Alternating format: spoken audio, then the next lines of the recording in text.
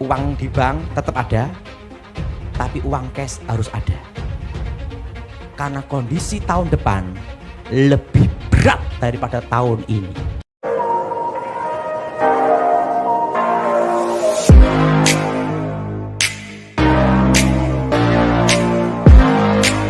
Shalom sahabat John Prekado, senang sekali bisa bertemu kembali dengan sahabat di channel ini.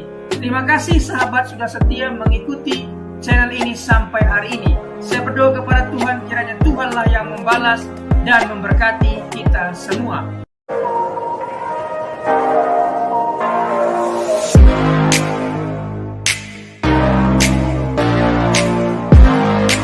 Mari kita buka Alkitab kita saat ini. Kitab Yesaya pasal 14 ayat 12 sampai dengan ke-15. Kitab Yesaya pasal 14 ayat 12 sampai dengan ke-15. Saudara yang ganjil, saya yang genap. Wah, engkau sudah jatuh dari langit, hai bintang timur putra fajar. Engkau sudah dipecahkan dan jatuh ke bumi, hai yang mengalahkan bangsa-bangsa. Ayat 13 sudah baca?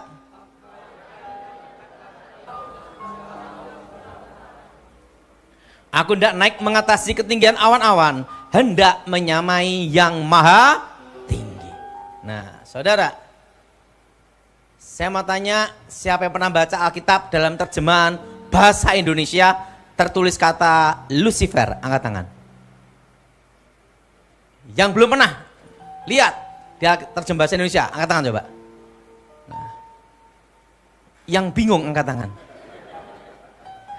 Banyak grup orang bingung.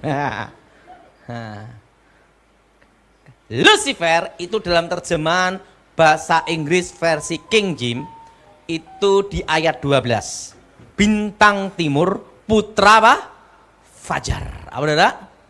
Bintang timur apa? Putra apa? Fajar. Secara astronomi itu disebut namanya planet Venus. Untuk menggambarkan suatu bintang yang bercahaya melebihi bintang-bintang yang lain. Dalam bahasa Ibrani, Hail artinya pantulannya, pembawa cahaya. Nah, itu kata, dan dalam terjemahan bahasa Indonesia ayat 12, bintang timur putra fajar. Jelas? Jelas? Nah, sebelum Tuhan menciptakan manusia, yang paling awal Tuhan menciptakan malaikat. Malaikat yang diciptakan Tuhan dikatakan berlaksa-laksa, beribu-ribu laksa, berpuluh-puluh ribu laksa, berlaksa-laksa. Kalau mau tahu jumlahnya tanya Tuhan sendiri. Selaksa itu 10.000, berlaksa-laksa, berpuluh-puluh ribu laksa, berlaksa-laksa. Hitungan dewi dah. Mumet, betul lah. Kalkulatornya pedot, betul lah. Nah, berlaksa-laksa lagi dah. Nah, di situ pula diciptakan malaikat terkuat. Yang pertama yang namanya adalah Mikael. Siapa saudara? Jenderal panglimanya Tuhan. Dan yang kedua diciptakan Gabriel. Siapa saudara? Penghulu para malaikat. Dan ketiga, diciptakan lebih hebat, lebih dahsyat, melebihi malaikat-malaikat yang lain. Diciptakanlah yang namanya Lucifer. Dan Lucifer ini membawai sepertiga malaikat Tuhan. Pemimpin pujian penyembahan. Bukannya saya berkata pemimpin pujiannya setan, bukan, saudara. Sepertiga malaikat ini, saudara, yang mimpin adalah siapa? Lu? Di dalam kitab Yeskiel dikatakan diberi tempat kudus, dijaga oleh para kerub. Artinya malaikat yang mulia. Saudara, kalau seorang dijaga kolonel, minimal dia adalah jenderal bintang 4, betul? Betul? Kalau itu yang jaga militer, polisi, pengusaha, pasti konglomerat, betul? Nah, kalau baju oranye lain lagi dah. Tahanan dah. dikasih baju oranye. Nah, diberi tempat kudus artinya eksklusif, spesial. Saudara, artinya malaikat yang disayang Tuhan dan memiliki posisi yang tinggi. Jelas saudara? Nah, Lucifer ini adalah malaikat yang dekat dengan Tuhan. Secara otomatis tahu banyak rahasia tentang Tuhan. Saudara, kalau kita dekat dengan Tuhan, secara otomatis kita tahu banyak rencana kehendak Tuhan. Betul? Betul? Betul? Lucifer ini karena tahu banyak rahasia tentang Tuhan, ingin menjadi Tuhan. Seorang pencipta pasti tahu kelemahan ciptaannya. Seorang guru tidak akan memberikan resepnya atau ilmunya 100% kepada muridnya. Maksimal 80%. Jaga-jaga, murid murtad sikat. Betul? Betul? Betul? Ilmu pamungkas. Seorang Chef Koki pun ada ilmunya sendiri yang tidak diajarkan ke muridnya. Betul? Contohnya, saya punya istri belajar masak. Resepnya sama, hasilnya beda loh, saudara. Berarti ada rahasia sendiri yang disembunyikan, betul?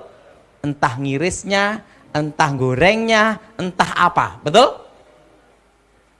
Demikian Tuhan tidak memberikan semua rahasianya adalah. Lucifer, karena tahu banyak rahasia tentang Tuhan, Lucifer ingin menjadi Tuhan. Dosa yang pertama kali terjadi itu ada di surga adalah dosa kesombongan, ingin menjadi Allah. Sudah tahu, dosa paling awal dan paling tua adalah kesombongan. Akar dari segala dosa, betul? Dalam hidup ini hanya perlu tahu hanya ada 3 aja. Tahu Tuhan, tahu diri, tahu malu, betul? Siapa yang setuju angkat tangan?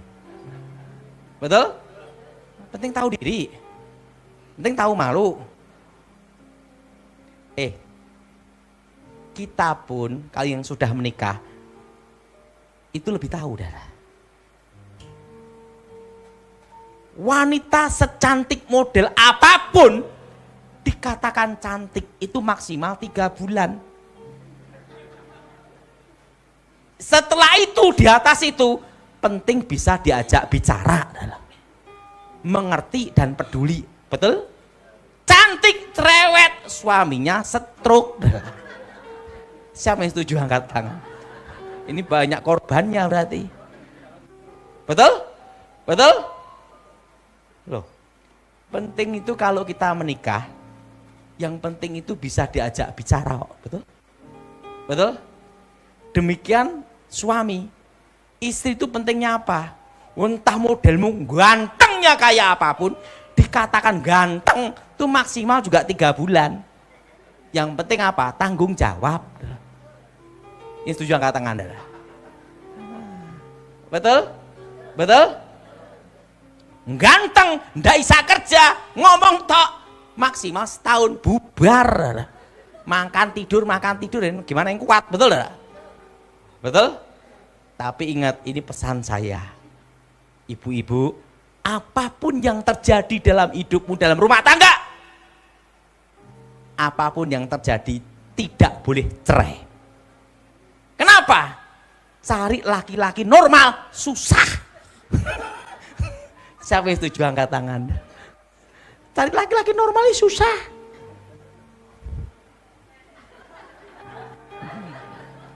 Ketemu, mau kemana mas? Matilah. Ini ada pengalaman. Saya ada yang konseling. Waktu pacaran, pegang tangan tidak boleh. kudus. Mau nyium pipi tidak boleh. Laki ngomong tidak boleh, kudus. Bergandeng gini tidak boleh, kudus. Setelah nikah baru ketahuan gay. Gimana? Makanya saya beritahu, laki-laki normal susah. Apalagi cari laki-laki cinta Tuhan kaya raya, mujizat. Betul? Cinta Tuhan miskin banyak. Siapa yang setuju angkatan? Itu kenyataan kok. Betul? Betul? Aduh. Zaman sekarang itu cari laki-laki normal susah, ibu-ibu. Setuju? Setuju? Bapak angkat tangan coba. Ngomong, cari kayak gua susah. Betul? Susah. Loh, saya kan konseling banyak, Dara. Waduh. Wah, kelihatan, waduh, waktu ketemu, wah gagah. Enggak tahu begitu ketemu cubit bokong. Hati-hati. Betul? Udah cubit bokong, hati-hati, Dara, betul? Susah. Zaman sekarang, Dara. Apalagi cinta Tuhan, kaya raya, melayani Tuhan. Mujizat. Betul? Nah, saya beritahu pada saudara. Saudara, apapun persoalan dalam hidupmu, dalam rumah tangga, selama suamimu normal, jangan cerai udah. Ini setuju angkat tangan, Dara? Wah, artinya penuh penderitaan. Apapun terjadi jangan apa? Cerai. Selama laki-lakimu apa? Normal. Nah, Pak, kalau terlanjur nikah sama gini-gini gimana, Pak? Ya, jangan cerai, berdoa sungguh-sungguh, Tuhan rubah walaupun penderitaan. Berdoa terus sampai apa? Pokoknya apa yang terjadi, jangan apa? Cerai. Tidak boleh cerai. Nah, saudara, Lucifer memimpin pemberontakan, merencanakan pemberontakan, mengkudeta Tuhan. Terjadilah pertempuran di surga. Yang berpihak pada Tuhan 2/3, yang melawan Tuhan 1/3. Lucifer kalah, dibuang ke bumi. Jadilah iblis. Jadilah apa, saudara? Jadilah apa, saudara? Ular naga tua, Satan, rajanya para setan. Rajanya, saudara. Nah, 1/3 malaikat ini jadilah roh-roh jahat di udara, penguasa di udara, jin-jin. Jadi namanya setan, kuntilanak, itu setan menyamar, saudara. Itu kuntilanak. Wujud setan asli sampai sekarang tetap malaikat. Tetapi dalam penampakannya itu menggunakan legenda kepercayaan setempat. Dan setan paling serem-serem di dunia itu di Indonesia. Yang modelnya macam-macam. Coba setan Eropa, Dracula atau serigala. Lah setan Indonesia ada suster ngesot ada kuntilanak, wewe gombel, macam-macam. Dan setan Indonesia serem-serem, betul? Betul? Berdasar apa? Kepercayaan. Nah, wujud aslinya tetap malaikat. Dalam hidup ini yang paling mengecewakan dan yang menyedihkan kalau kita dikhianati orang yang terdekat dengan kita. Betul? Orang yang terdekat dengan apa? Kita. Demikian Tuhan. Tuhan sedih karena pemberontakan Lucifer. Tapi Tuhan perlu teman untuk bicara. Kan tidak mungkin kita punya teman bicara kalau kita mahasiswa, minimal teman bicaranya adalah SMA, betul? Betul? Betul? Nggak mungkin kita mahasiswa temennya anak TK. Nggak levelnya, nggak bisa nyambung, betul? Tuhan perlu teman untuk bicara. Karena Lucifer diciptakan lebih mulia melebihi malaikat yang lain. Dan ingat, malaikat paling sempurna di antara para malaikat dan paling mulia. Untuk menggantikan posisi Lucifer, diciptakanlah manusia. Maka Alkitab berkata manusia itu diciptakan lebih mulia melebihi malaikat. Bukan dalam perjanjian baru dikatakan malaikat-malaikat Tuhan melayani orang-orang percaya. Maka diciptakanlah manusia segambar serupa dengan Tuhan. Ngomong sebelahnya, kamu bukan monyet. Nah, saya masih ingat waktu dulu masih latihan bela diri, mau mantra-mantra macam-macam. Tiap hari sebelum latihan atau habis latihan makan pisang. Bosan saya makan pisang. Saya tanya sama guru saya, kenapa saya makan pisang setiap hari? Itu ada gunanya.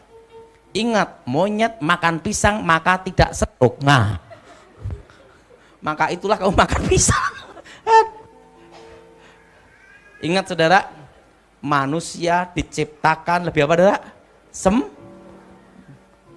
Lebih mulia, segambar serupa dengan Tuhan. Dan Tuhan bicara, segala buah-buahan berbuah biji boleh engkau makan, kecuali buah di tengah, pengetahuan yang baik dan yang jahat. Lucifer marah, Lucifer kecewa. Seorang direktur kalau dipecat, dia marah sampai ganti, betul? Dulunya malaikat paling mulia menjadi malaikat yang paling rendah. Dulu malaikat yang dekat dengan Tuhan, malaikat yang dibuang jauh dari hadirat Tuhan. Dulu malaikat yang disayang menjadi malaikat yang paling dibenci. Siapa yang menggantikan dia? Manusia. Itulah namanya awalnya peperangan antara manusia dengan setan. Maka tidak ada setan goda kambing, tidak ada. Yang digoda di antara semua binatang di darat, yang paling cerdik adalah ular. Dipakailah ular.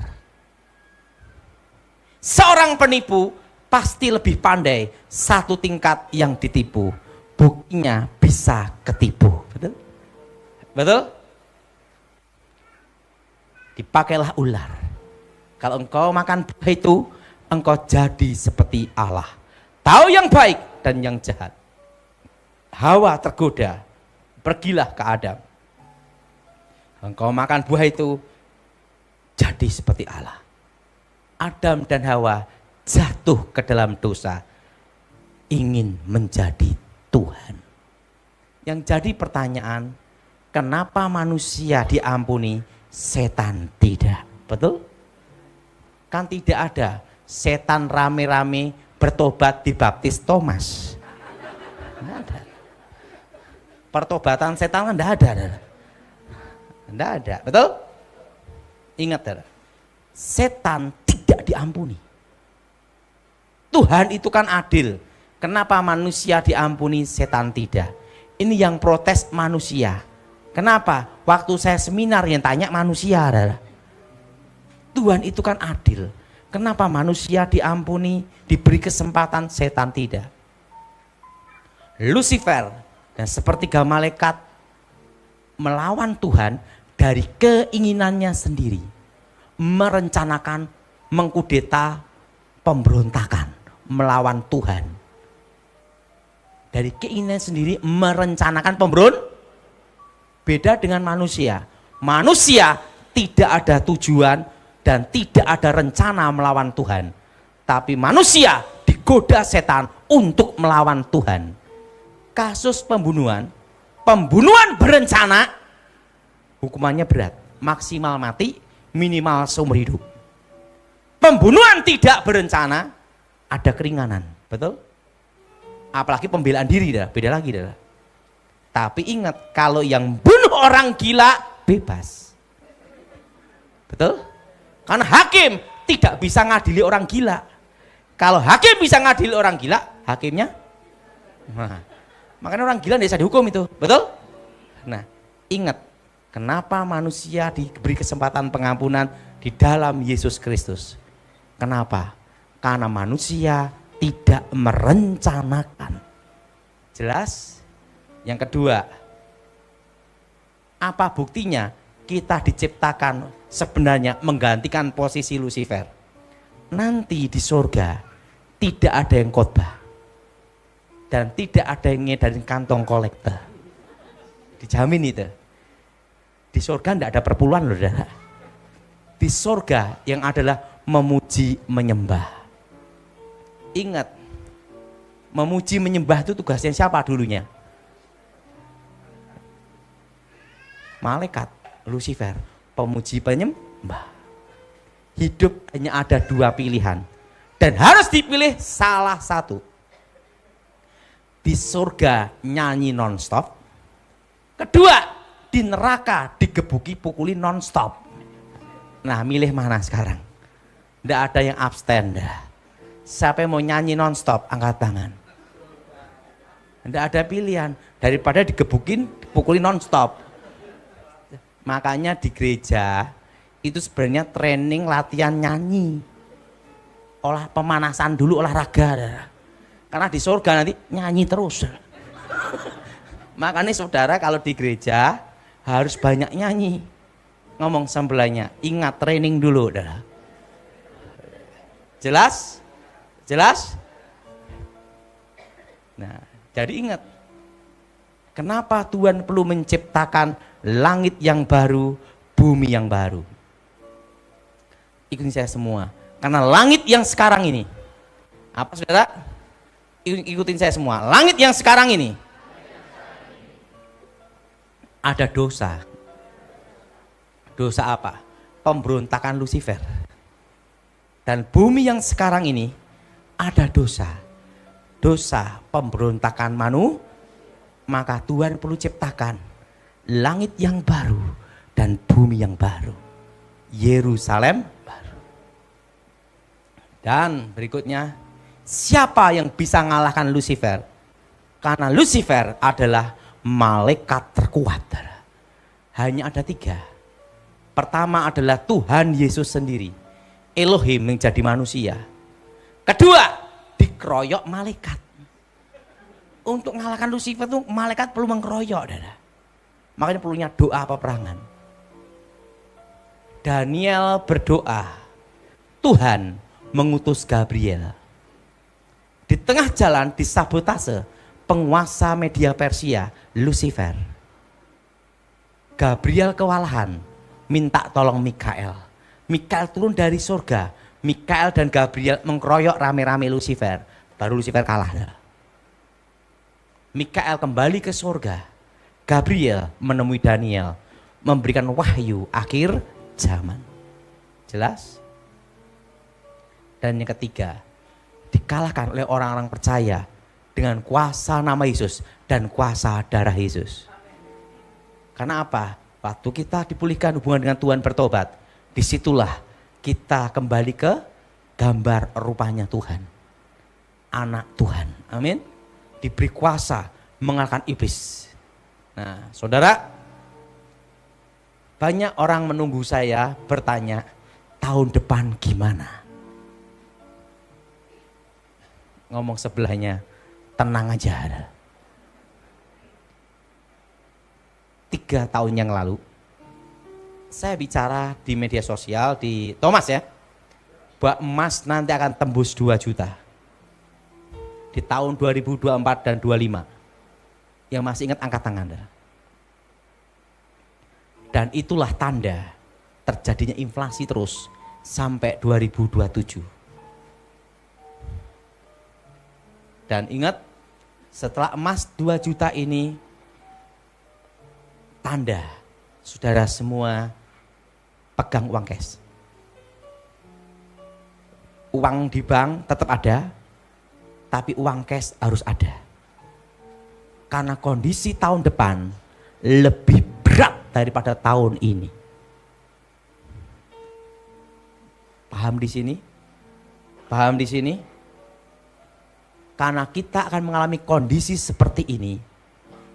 Hanya bertahan dan nanti bergerak di 2027.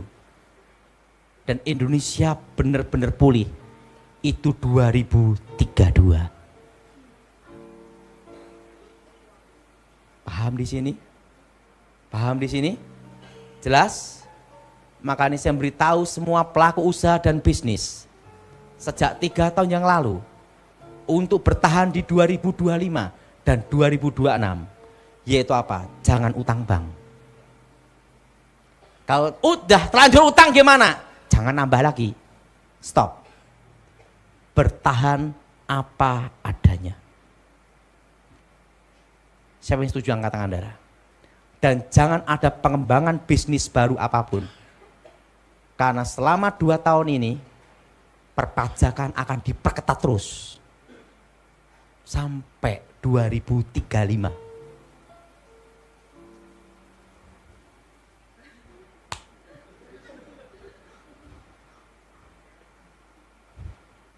Sampai 2035 perpajakan akan diperketat terus sampai 2035.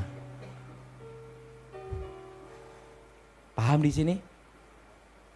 Dan waktu itu saya bicara, setelah emas tembus 2 juta, semua harus simpan perak dan tembaga. Investasi di situ. Dan saham perak dan tembaga 5 tahun lagi akan naik menjadi blue chip. Kenapa? Karena nanti perak tembaga alternatif pengganti emas. Karena emas terlalu mahal sehingga perhiasan-perhiasan nanti ini nanti 35% pakai emas. Tetapi sisanya perak dan tembaga. Paham di sini, saudara? Dan emas hanya di safe haven untuk cadangan, safe haven aja. Tetapi perak dan tembaga nanti banyak dipakai untuk industri, mobil, elektromagnetik, dan perangkat-perangkat lainnya. Dan itu menjadi kebutuhan cadangan dunia, pasokan dunia terbatas. Itu nanti akan naik di 2035, naiknya bukan 10%, lipat, saudara. Yang umur di bawah 50 atau 60 ke bawah simpen perak tembaga. Yang di atas 70 simpen emas. Jangan perak dan tembaga. Kenapa? Keburu mati. Masih 10 tahun lagi. Nggak mati pun setengah, betul? Udah tua, betul? Jelas? Jelas? Karena nanti sekarang aja dalam waktu dekat udah naik 40% dan perak tembaga. Ini nanti akan nyusul terus. Dek, dek, dek, dek, dek, dek, dek. Jelas. Dan Pak, gimana untuk bertahannya bisnis atau perusahaan kita? Yang penting sekarang apa yang ada perkuat. Kedua, kurangin pengeluaran. Kurangnya udah? Kencangkan ikat pinggang. Yang tidak boleh dikencangnya adalah persembahan gereja. Kenapa? Kasihan Pak Pendeta. Iya Pak Thomas. Mumet. Kencangin ikat apa? Di perusahaan. Dan ingat, nanti di masa depan akan tercipta generasi alfa. Anak-anak di bawah usia 30 tahun hanya mengharapkan 4 aja. Hibah, wasiat, warisan, dan yang ketiga dimodali orang tua. Karena perpajakan diperketat sampai 2035 akan berimbas seperti itu. Kamu punya uang 5 miliar, kerjamu apa?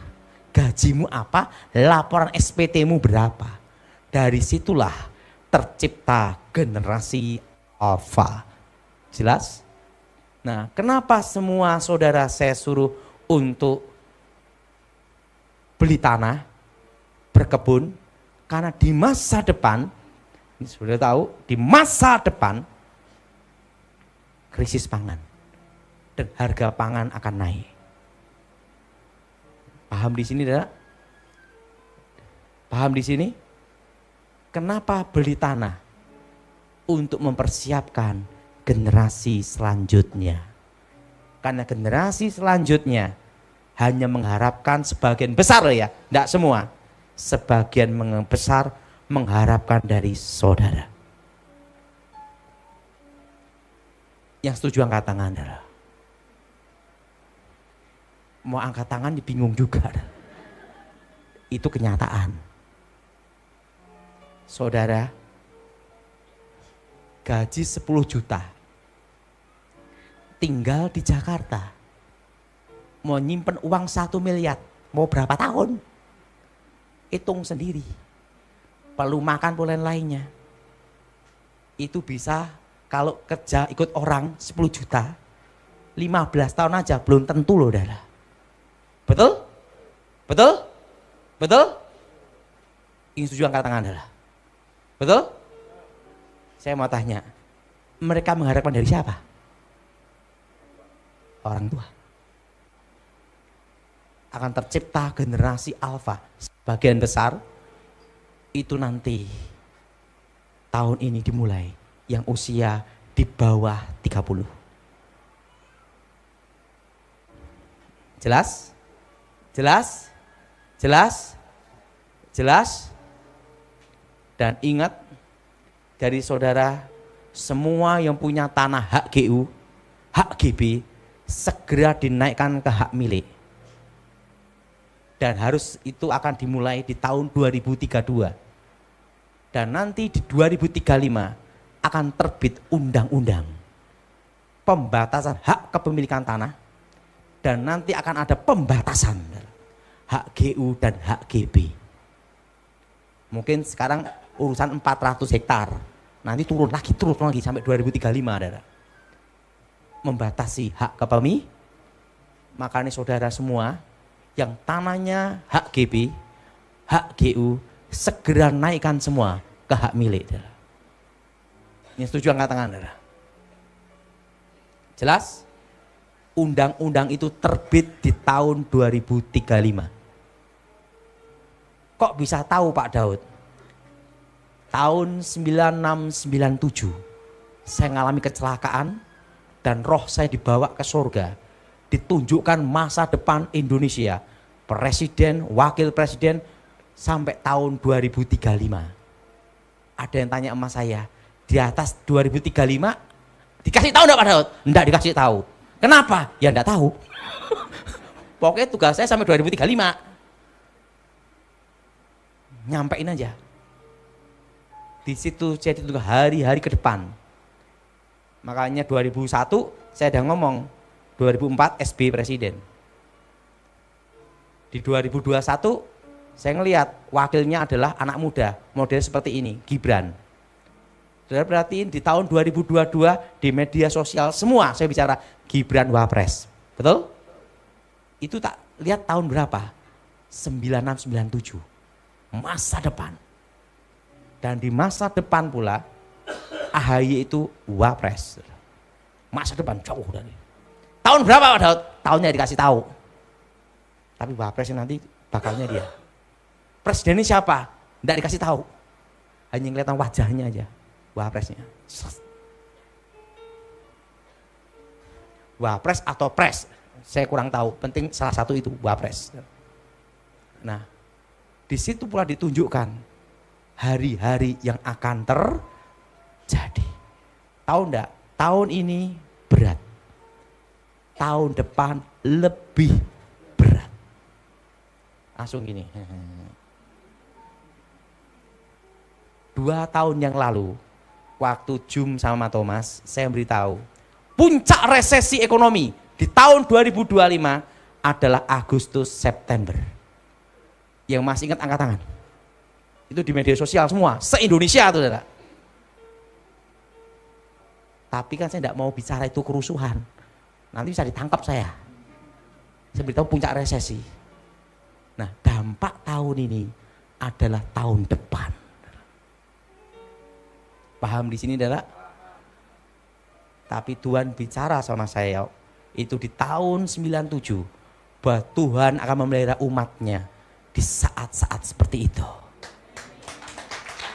Nah sekarang semua usaha bisnis semua bertahan. Apa adanya. Dan pesan saya satu, usahakan jangan kelihatan kaya. Uang banyak, jangan. Khususnya untuk tahun depan. Nanti sudah akan tahu maksud saya. Dalam hidup ini paling aman itu satu. Nyamar pura-pura miskin. Betul? Huh? Kalau saya tenang aja. Celana ini umur 20 tahun. Ini 20 tahun. Dan saya khotbah enggak pernah pakai kaos kaki. Kalau ada yang mau ngerampok saya, enggak usah ngerampok, saya sumbangkan. Yang ngerampok pun males, betul enggak? Betul? Pokoknya pesan saya untuk tahun depan. Saudara semua, jangan tunjukkan harta saudara. Karena saudara akan berat di tahun depan. Apalagi yang Richard Mille, Rolex. Masalah itu tahun depan. Karena tahun depan semua akan berat. Lebih baik apa? Pura-pura apa? Miskin. Ada penyamaran yang paling bagus. Waktu saya belajar sama almarhum Pramona Edi. Ada penyamaran paling bagus. Itu ada 3. 1. Pura-pura miskin. Apa saudara? Kedua, pura-pura bukan siapa-siapa. Artinya orang biasa. Dan yang ketiga, yang paling sempurna, jadi orang gila. Itu paling aman, betul? Betul? Saya kan pengalaman adalah. Banyak pengalaman. Dalam hidup ini, kita tidak perlu menunjukkan siapa diri kita. Silent aja, santai. Saya banyak belajar. Saya mendampingi beliau itu 20 tahun. Almarhum Edi Wibowo. Adiknya Ibu Ani. Dan saya sama, dulu kan saya ngawal. Pramona Edi sama Ibu Ani. Kalau Ibu Ani 10 tahun. Lumayan enggak saudara? Di situ saya belajar. Oh, gini. Yang paling enak dan tidur nyenyak. Kalau kita nyamar jadi orang miskin dan bukan siapa-siapa. Betul? Betul? Flexing. Richard Mille. Ininya Hermes. Baju Hermes semua. Saya itu semua serba mahal. Ingat, surat cinta datang. Betul? Betul? Saya beritahu, depan lebih dari itu. Jadi sekarang saya beritahu, semua hidup apa adanya, sederhana. Untuk tahun depan. Setuju? Setuju? Setuju?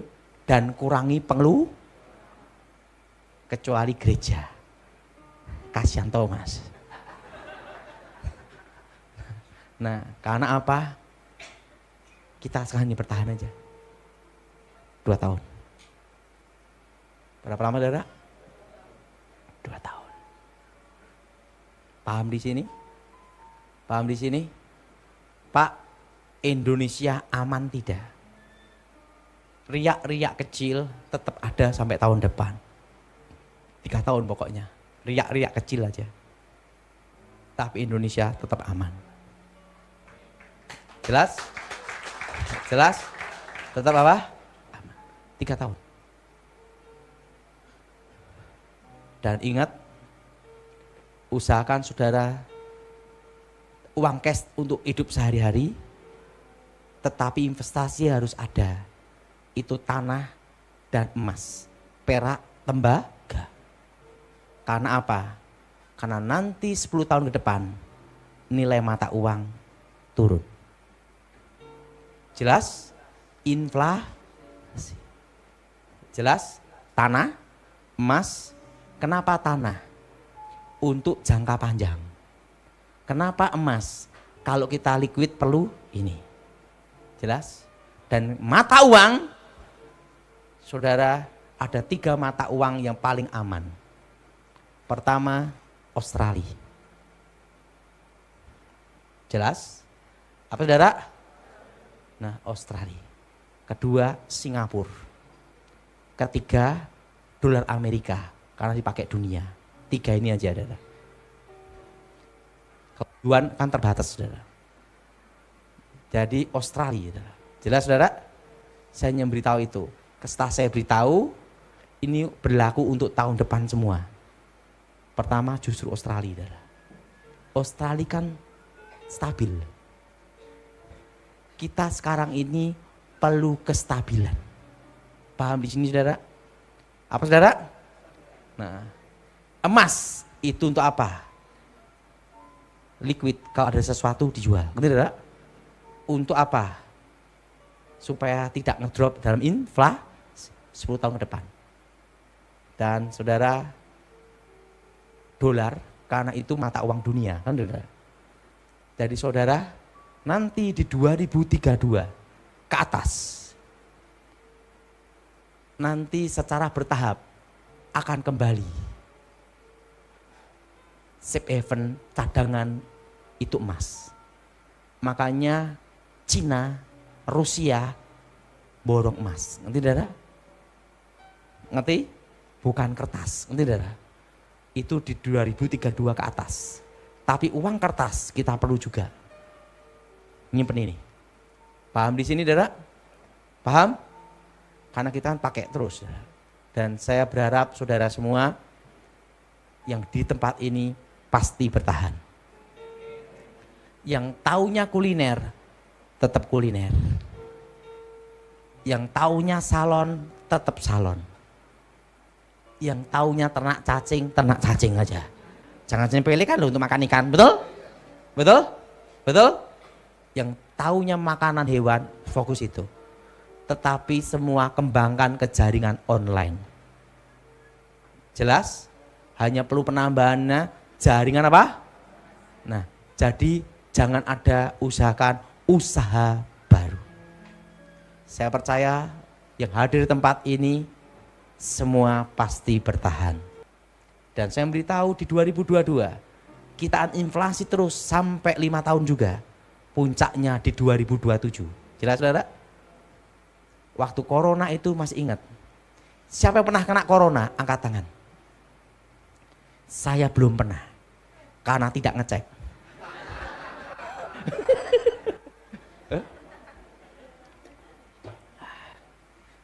Ada cerita. Ini kisah nyata. Saya itu diminta khotbah di Surabaya. Live streaming, oke. 2021 itu lah. Dijemput di rumah. Drivernya matanya merah sambil gini. Saya mau jemput Pak Daud. Dijemputlah naik mobil, lepas masker. Satu mobil. Itu waktu corona Delta. Udah 1 jam. Jalan tol Ngawi itu. Pak Daud, saya ini sebenarnya di karantina. Saya kena corona, Pak. Tapi Pak Pendeta minta saya untuk jemput Bapak, maka saya jemput Bapak. Bayangin, dah. Ini jadi pertanyaan, apa maksud mau lompat tol? Corona. Saya tuh bersyukur sama Tuhan, dah. Memang ada yang ngomong, Pak Daud itu susah mati. Nyawanya alot, dah. Memang benar juga, dah. Malaikat maut mau jemput saya enggak jadi terus, dah. Ini saya off, dah ya.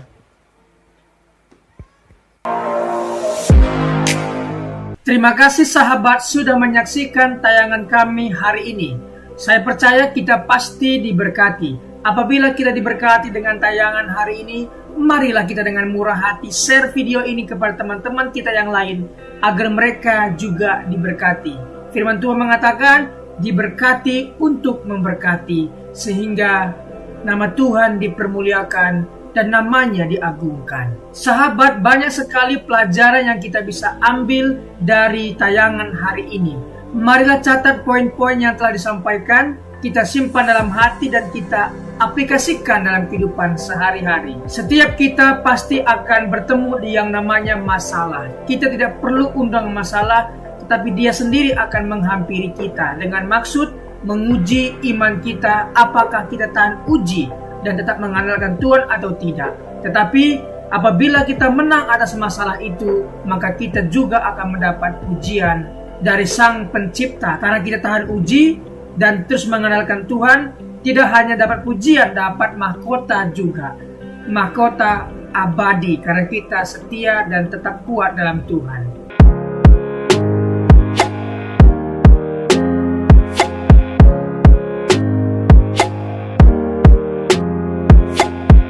Shalom. Dalam kesempatan kali ini kita akan belajar satu tema yang tentu pasti akan memberkati kita, yaitu memilih yang benar. Orang percaya pasti memilih yang benar, memilih kegiatan pekerjaan yang benar yang menguntungkan dirinya di masa depan. Apabila hari libur, apakah yang akan kita lakukan? Apakah kita bermain game sepanjang hari dan membuka aplikasi main game sepanjang hari? Apakah itu yang akan kita lakukan? Orang percaya pasti menggunakan waktu yang sangat bijak. Bisa belajar, bisa beristirahat, dan juga bisa membantu orang tua. Jadi sekali lagi, orang percaya pasti menggunakan waktu sebaik-baiknya. Dia belajar, dia juga beristirahat, dan dia juga membantu orang tua, membantu orang-orang di sekitarnya. Sekali lagi, orang percaya pasti memilih yang benar. Ingat, 3B. Yang pertama adalah belajar, bekerja, dan beribadah. Ingat hal ini, ingatlah selalu belajar, ingatlah selalu bekerja, dan beribadah kepada Tuhan kita, Yesus Kristus. Sekali lagi kita akan belajar tentang tema memilih yang benar. Kita belajar dari tokoh satu Perjanjian Lama, satunya Perjanjian Baru. Kita mulai saja belajar dari tokoh Perjanjian Lama, yaitu Nuh. Kita akan belajar dari seorang tokoh yang bernama Nuh. Hal-hal apa yang akan kita pelajari? Mari kita dalami. Kejadian 6-10. Tetapi kita fokus di Kejadian 6 ayat 5-8. Mari kita baca firman Tuhan. Ketika dilihat Tuhan bahwa kejahatan manusia besar di bumi dan bahwa segala kecenderungan hatinya selalu membuahkan kejahatan semata-mata, maka menyesallah Tuhan bahwa ia telah menjadikan manusia di bumi dan hal itu memilukan hatinya. Berfirmanlah Tuhan, aku akan menghapuskan manusia yang telah kuciptakan itu dari muka bumi, baik manusia maupun hewan dan binatang-binatang melata dan burung-burung di udara, sebab aku menyesal bahwa aku telah menjadikan mereka. Tetapi Nuh mendapat kasih karunia di mata Tuhan. Mari kita pelan-pelan mempelajari ayat ini. Pertama, ketika dilihat Tuhan dari sorga, Tuhan melihat ke bumi dan dia melihat dan mendapati kejahatan manusia besar di bumi, dan bahwa segala kecenderungan hati manusia selalu membuahkan kejahatan semata-mata. Di sini kita tahu bahwa alasan Tuhan marah itu karena ulah manusia. Kita lihat ulah manusia ini mengakibatkan hal apa saja. Pertama, Tuhan menyesal ya karena ulah manusia itu, sehingga lingkungan sekitar, yaitu hewan, binatang-binatang juga mendapat hukuman dari Tuhan. Jadi dari ayat ini kita bisa tahu bahwa Tuhan menyesal karena ulah manusia, dan dampak dari itu hewan-hewan pun mendapat resiko, mendapat konsekuensinya.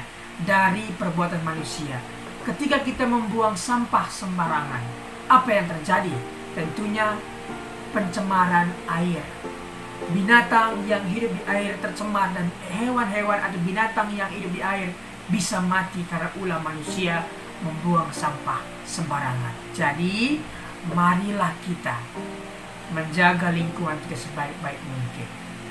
Baca 7 ya. Berfirmanlah Tuhan, aku akan menghapuskan manusia yang telah kuciptakan itu dari muka bumi, baik manusia maupun hewan, dan binatang-binatang melata, dan burung-burung di udara, sebab aku menyesal bahwa aku telah menjadikan mereka.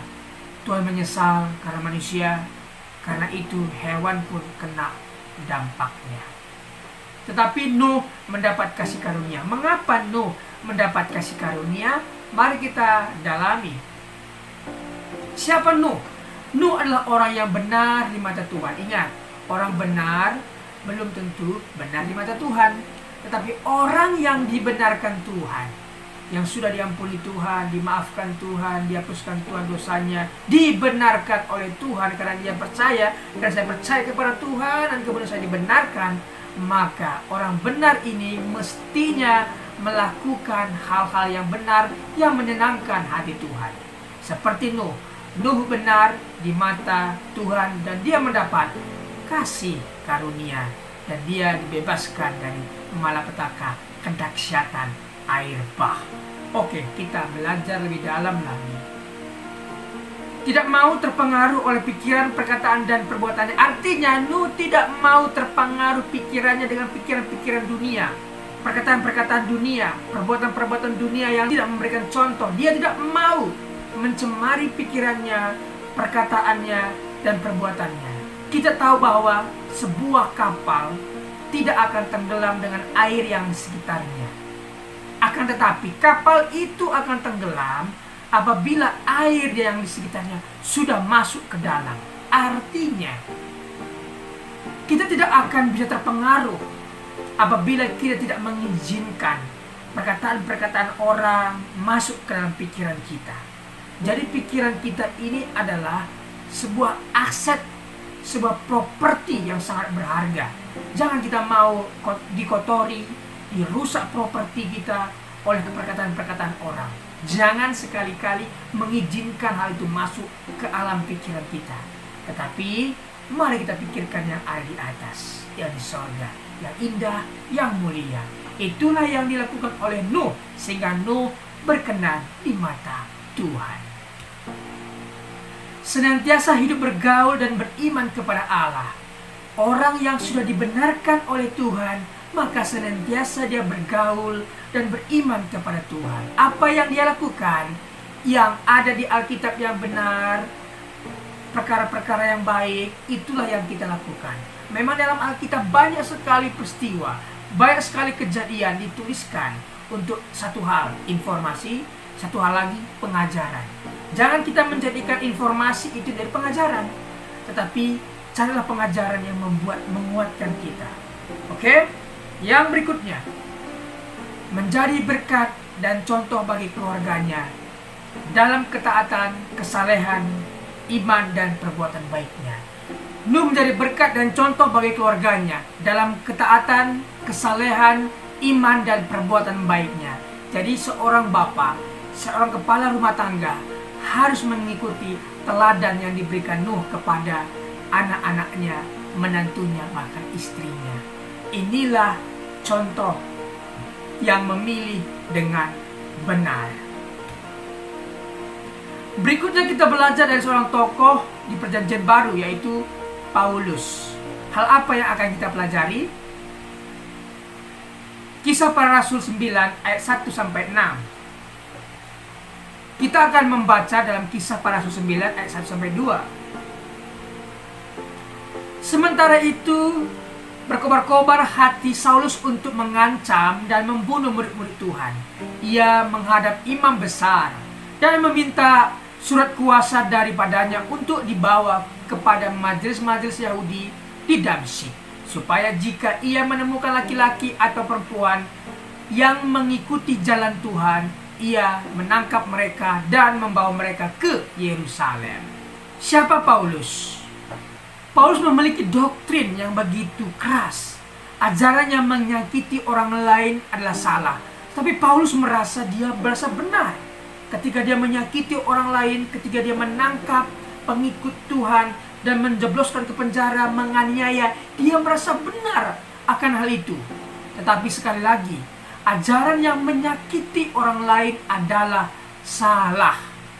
Tuhan tidak pernah mengajarkan, bahkan agama-agama di dunia tidak pernah mengajarkan menyakiti orang lain adalah benar. Tidak, tetapi menyakiti orang lain adalah ajaran yang salah. Orang yang bertemu dengan kebenaran, Yesus, pasti melakukan dan memilih yang benar. Kita lihat, Saulus yang begitu bengis, begitu keras, begitu kejam, ketika bertemu dengan Tuhan Yesus, dia menjadi lunak, dia menjadi bertobat, dan dia menjadi orang yang memilih yang benar. Sekali lagi, orang yang telah bertemu dengan Tuhan Yesus pasti berubah. Jadi sahabat, apabila sahabat punya nenek, kakek, bapak, ibu, apapun itu, bawa mereka dalam doamu, doakan mereka. Ketika mereka bertemu dengan Tuhan, maka mereka akan berubah. Jadi sekali lagi, orang sekeras apapun, sebejat apapun, sebengis apapun, ketika dia bertemu dengan Tuhan, pasti lunak dan mengalami perubahan yang luar biasa. Contohnya adalah Paulus ini. Paulus memilih untuk menjadi pelayan Tuhan. Ketika dia bertemu dengan Tuhan, dia dibutakan dan dia di sana bertobat, berpuasa, kemudian dipulihkan, disembuhkan butanya, dan akhirnya dia memilih menjadi pelayan Tuhan. Memang Tuhan telah memilih dia dan menyiapkan dia menjadi penginjil luar biasa. Paulus menjadi penginjil yang luar biasa. Dari 27 kitab perjanjian baru, 13 diantaranya Pauluslah yang menulis atas ilham yang Tuhan berikan kepadanya. Jadi sahabat, orang yang telah dipilih Tuhan pasti memilih yang benar. Orang yang dibenarkan Tuhan pasti melakukan hal-hal yang benar, yang tentunya menyenangkan hati Tuhan. Terima kasih sudah mengikuti pengajaran hari ini. Hari ini kita belajar dari seorang tokoh bernama Nuh dan juga Paulus. Terima kasih. Apabila ada komentar, pendapat yang berbeda dengan apa yang saya sampaikan, boleh tinggalkan komentar di bawah video ini. Terima kasih. Tuhan Yesus memberkati. Mari kita berdoa. Bapa, terima kasih buat kebenaran firman Tuhan, kesaksian hidup bersama Tuhan yang telah dibagikan. Sungguh kami diberkati. Berkatilah para pembicara hari ini. Berkati pendengar setia John Pregador. Terima kasih Tuhan. Demi nama Tuhan Yesus. Amin.